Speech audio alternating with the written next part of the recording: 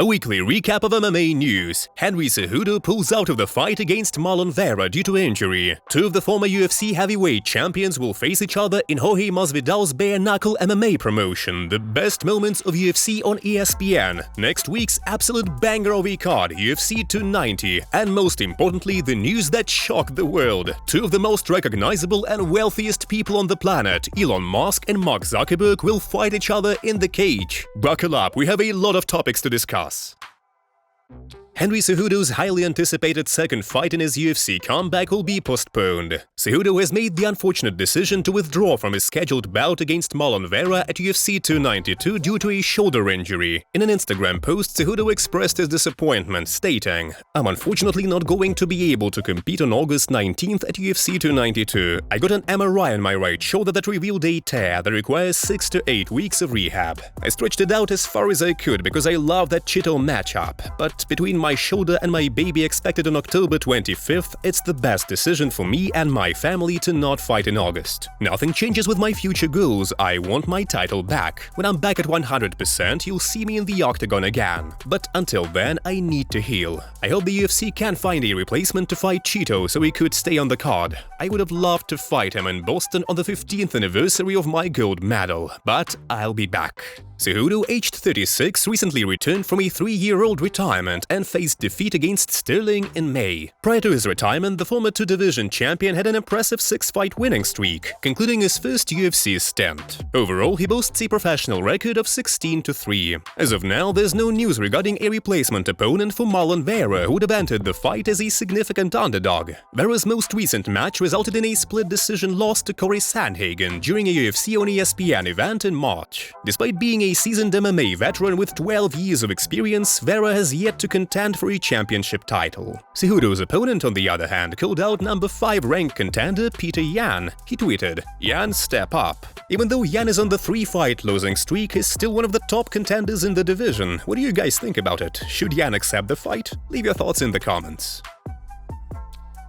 Junior dos Santos and Fabricio Werdum are preparing for a highly anticipated rematch, but this time with a unique twist. The two former UFC heavyweight champions are set to face each other once again, but with a slight alteration to the rules compared to their initial encounter at UFC 90 in 2008. Dos Santos and Werdum will step into the ring under the bare-knuckle MMA format, forsaking the traditional gloves associated with MMA. The thrilling bout is scheduled to take place as the main event of Game-Bred Bare-Knuckle MMA 5, scheduled for September 8th in Jacksonville, Florida. Dos Santos, aged 39, has been absent from competition since suffering a shoulder injury that led to a TKO defeat against Yorgan De Castro in May 2022 at Eagle FC 47 in Miami. Prior to this setback, the Brazilian fighter had been a regular inside the octagon. Notably, his loss to De Castro remains his sole appearance since parting ways with the UFC. On the other hand, Werdum's most recent outing took place in May 2021 when he made his debut in the Professional Fighting League, PFL.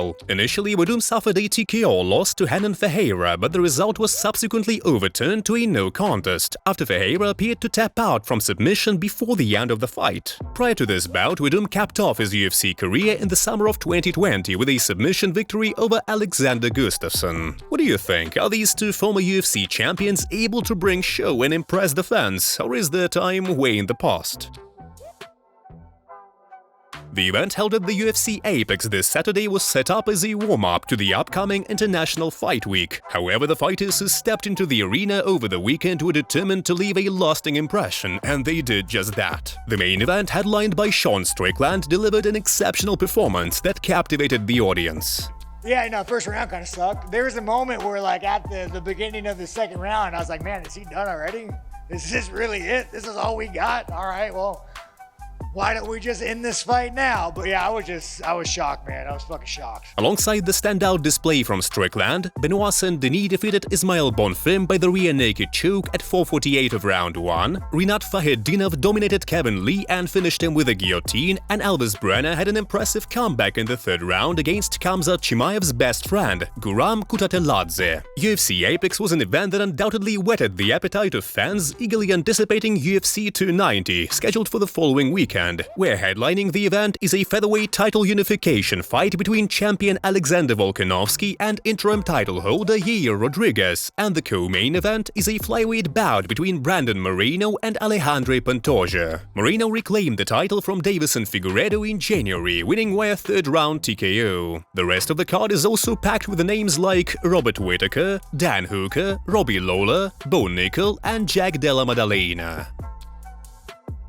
The ongoing rivalry between tech and business titans Mark Zuckerberg and Elon Musk, who respectively own Meta and Twitter, has reached new heights. Their rivalry now aims to step into the UFC octagon in Las Vegas, Nevada. What started as late-night criticisms of Meta's planned Twitter competitor has now evolved into the potential for an actual UFC event. What may have initially appeared as a joke is now turning into reality. The worlds of technology and business have witnessed intense rivalries before. We can look back at the legendary feud between Apple's Steve Jobs and Microsoft's Bill Gates, where their different opinions and professional competition left a lasting mark in history. Now a rivalry of similar magnitude seeks resolution through physical combat. Both entrepreneurs seem genuinely committed to taking this battle beyond the boardroom and into a cage for a physical confrontation. Dana White, the CEO of UFC, has been in contact with both Zuckerberg and Musk. He reveals that he had serious conversations with them regarding their proposed cage fight. Probably spent an hour and a half on the phone with both of them last night, White told TMZ. He confirms that both individuals are fully dedicated to making this fight happen. White believes it has the potential to be the fight of the century, surpassing the record-breaking numbers of the Conor McGregor-Floyd Mayweather bout and becoming the highest-selling fight in history. Both billionaires have received offers from individuals willing to train them for the upcoming showdown. MMA fighter John Jones recently offered his services to Zuckerberg, expressing his support on Twitter. "You already know I'm Team Zuck. Let me know if you need a training partner." Not to be outdone, Musk swiftly responded to an article from TMZ, accepting an offer to train with George St-Pierre, a legendary figure in martial arts. "I'm a huge fan of yours and it would be an absolute honor to help you and be your training partner for the challenge against Zuckerberg," St-Pierre said. Musk promptly replied on Twitter, "Okay, let's do it." However, I believe Mark has a huge advantage over Elon, and if the fight ever happens, Mark will most probably dominate the CEO of Tesla. Mark is younger and he's been consistently training MMA and BJJ. There are dozens of videos on the internet where Zuck is training. After the news of a potential fight, their common friend, the scientist and the BJJ practitioner Lex Fridman, posted this on Twitter, and Elon's mom replied, "Don't encourage this match." It seems like she's not the big fan of the idea of having the fight between the two most famous tech figures in the world.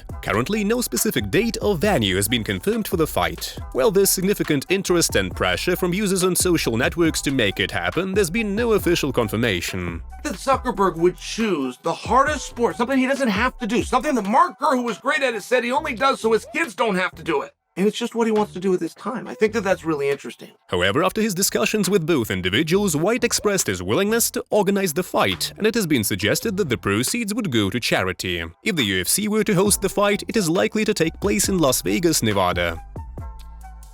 This was a small recap of the weekly MMA news. Stay tuned and we'll see each other next week.